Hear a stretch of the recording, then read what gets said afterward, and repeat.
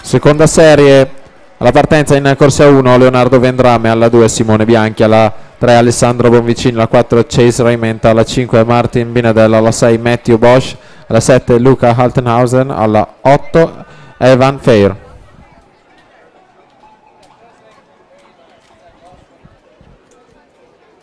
Paura alla spalla.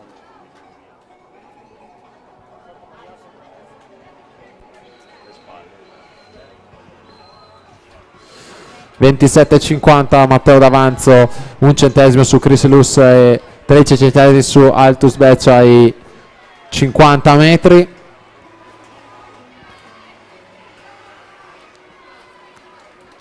Il tempo da battere è 59,29 di William Micillo.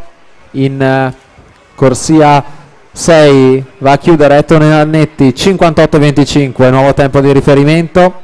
Ettore Nannetti